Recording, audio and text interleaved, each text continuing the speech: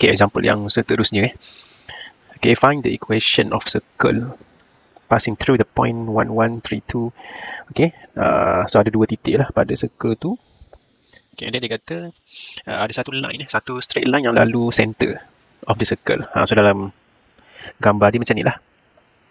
Okay, kita ada circle and then kita ada titik. Okay, dua point yang lalu pada circle tu, and at the same time kita ada straight line yang passes through the center of the circle itself. So it's already given the equation of the line lah. Okay, so kita ada maklumat yang itu, kita nak cari the equation of the circle. So macam ni kita nak deal dengan ni. So sama macam yang 3 points sebelum ni lah, circle yang lalu pada 3 points tu.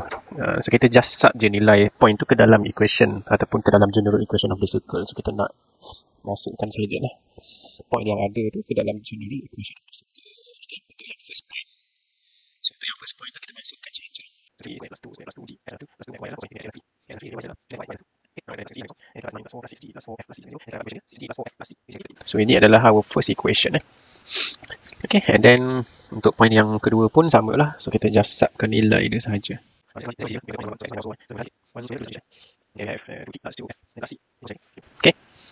Okay, so until now we have 2 equations.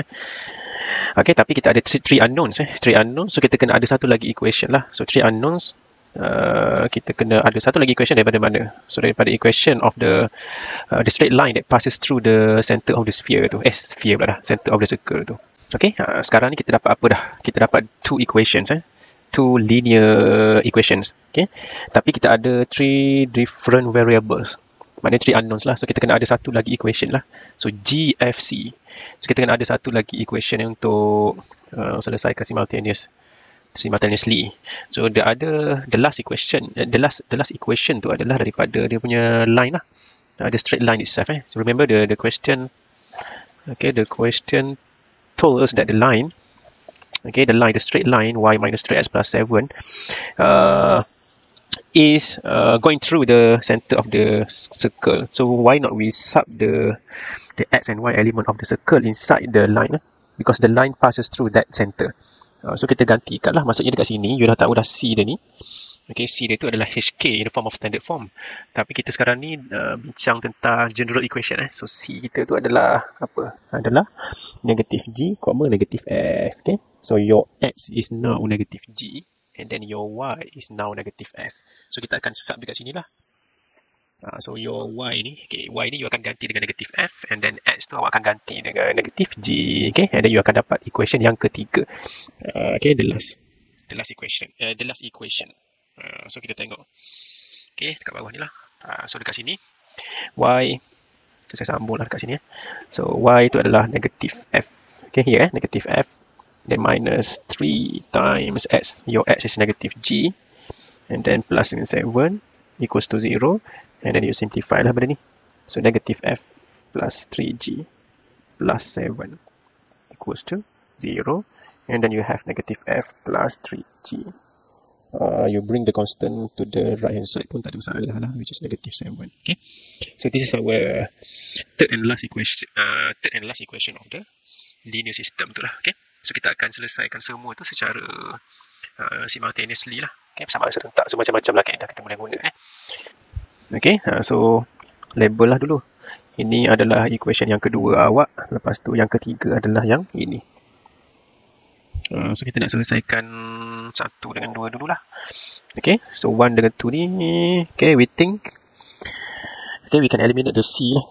We can eliminate the C by just subtracting 2 from 1 sahaja. So kita tolakkan sahaja 1 dengan 2. So dekat sini 1 minus 2, saya sambung tepi ni je lah. Okay, 1 minus 2. So giving you 4G, okay, plus 2F. Okay, equation 1 ni tolak dengan equation yang kedua. So 6 minus 2 is 4. So 4 minus 2 is 2F, and then plus C is gone lah. So kita akan dapat equals to, okay, negative 13 minus, so it becomes plus here. So 2 minus dengan 13 is negative 11.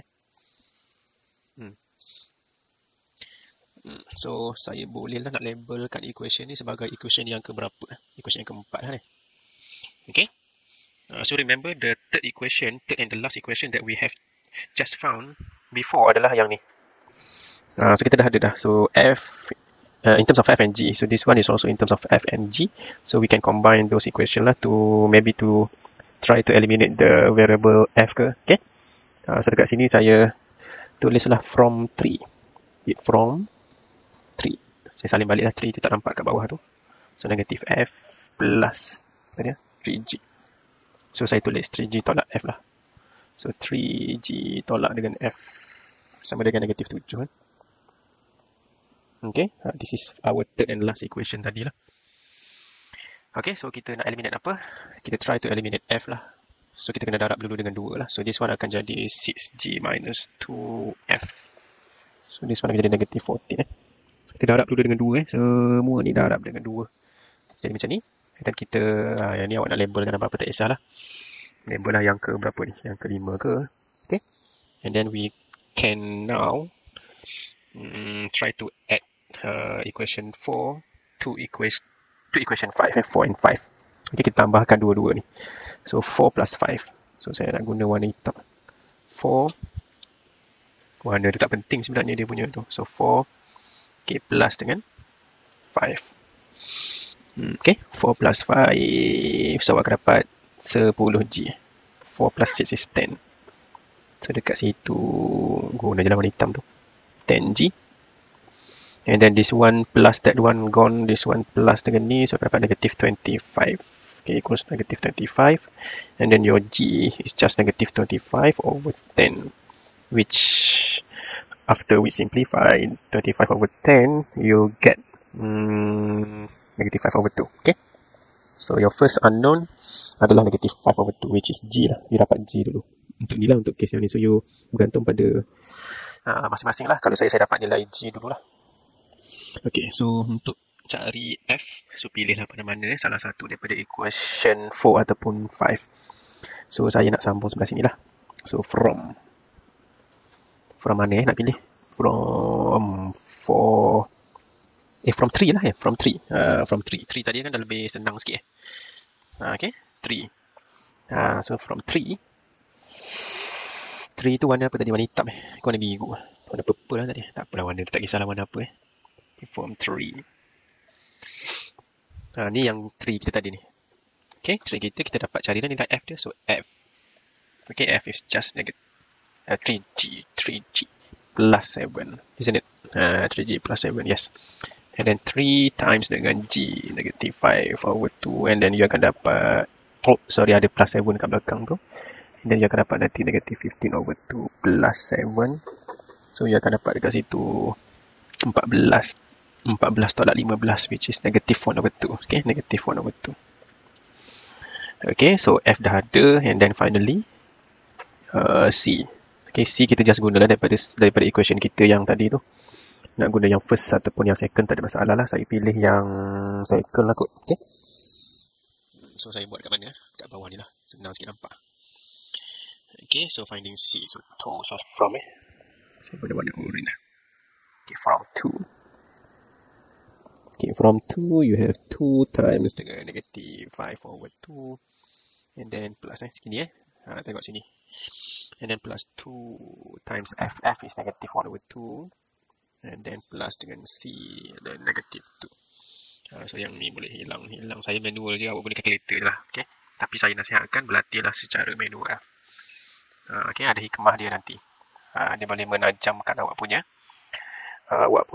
pemikiran. So negative 6 plus c. Negative 2. So your c should be 4. Alhamdulillah. Okay, so therefore kita dah ada 3 jawapan kita. So G warna hitam balik. Okay, therefore kita ada G negative 5 over 2. And then we have our F, which is negative 1 over 2. And then finally our C, which is 4. Okay, itu adalah soalan inilah. Tak habis lagi rupanya. So kita ada general equation of the circle, which is of the form x square plus y square plus 2gx. Tulislah banyak kali supaya awak boleh senang ingatlah benda ni. Okay, plus c sama dengan 0. Okay, ini kita just sub balik lah. Sub balik sahaja. So 2 darab dengan g. So tulislah dulu substitution tu supaya boleh tahu kalau silap kat mana-mana, senang kita nak check benda tu.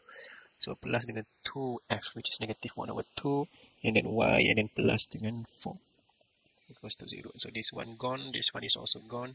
So we have finally we have x squared plus y squared. So minus 5x, isn't it? Minus 5x. And then we have minus y, and then plus 4, which is equal to 0. Okay. So that is our general equation of the circle. Okay, jadi kesimpulan dia lah. Okay, saya simpulkan dekat sini. Okay, for finding equation of circle, okay, kita dah buat example tadi. Okay, ada 4 cases lah. Ada 4 cases. Okay, case yang ataupun kategori yang pertama, circle itu, okay, kategori pertama ni ada 2 case lah.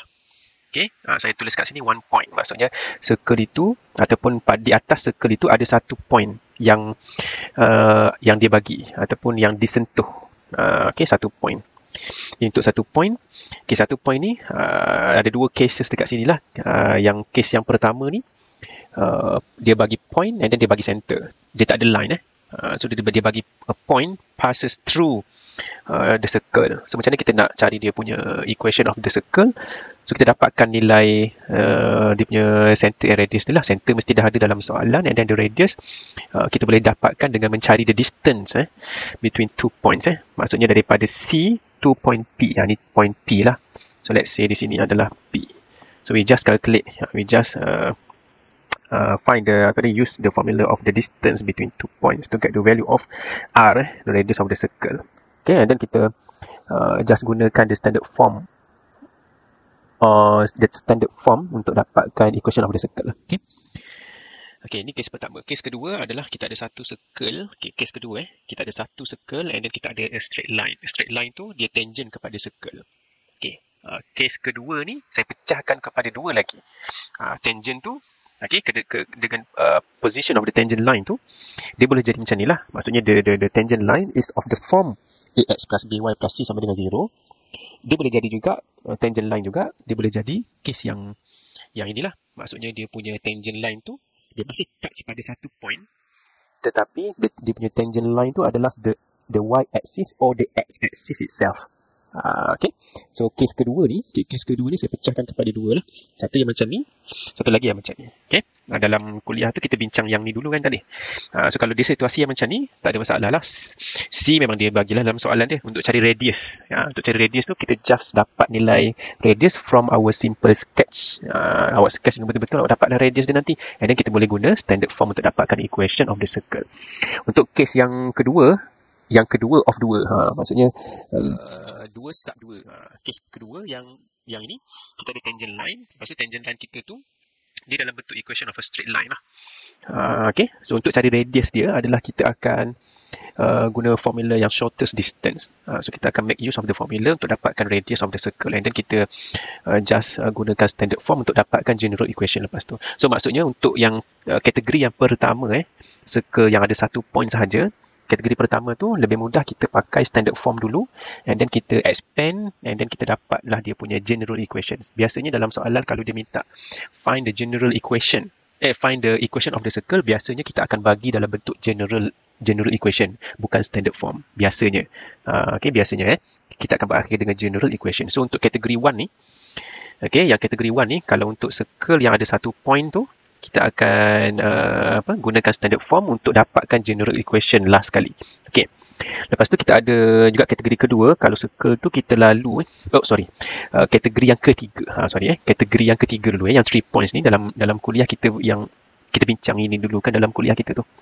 So kalau 3 points, okay, case yang ketiga lah. Case yang ketiga. Ni kategori yang ketiga. Ni kategori pertama, kategori kedua, kategori yang ketiga points. Okay, dalam kategori ketiga ni, okay, case 3 kita yang kita bincang tu, okay, kita ada circle, and then kita ada 3 points pass through the circle. Kita ada 3 point di atas circle tu. So macam ni kita nak dapatkan equation of the circle, kita just guna, kita sub sahaja nilai point itu untuk dapatkan 3 different linear equation, and then kita solve simultaneously sahaja, and then nanti awak simplify, bentukkan dia kepada general equation. Okay, so sama juga dengan kalau kita ada 2 points. Ni maksud yang kategori yang kedua ni, case yang keempat kita bincang dalam kuliah tu, kita ada satu circle, okay, dan ada 2 point yang lalu circle itu, okay, dan ada satu straight line yang passes through the center of the circle. straight line yang lalu pada center of the circle. Maksudnya dia punya diameter of the circle dengan line tu clash lah. Line diameter circle pun itu, line itu pun yang itu. So clash. So dalam situasi ini sama juga macam, lebih kurang macam case yang ketiga tadi. So kita just subkan apa-apa point ke dalam kita punya general equation punya circle tu untuk and then kita sub juga ke dalam tangent line pula, dia punya straight line tu. Okay. So kita akan dapat 3 different linear equation juga, and then kita solve simultaneously untuk dapatkan G, F and C, and then akhirnya barulah kita simplify untuk dapat bentuk general equation dia. Okay. So ada 3 kategori but 4 cases. Case pertama, case kedua ni ada 2 lah jenis case kedua, and then case ketiga. Saya letakkan ini sebagai case ketiga, and then case yang last sekali adalah yang ini. Okay. So saya ikut susunan yang ada dalam example kuliah kita lah.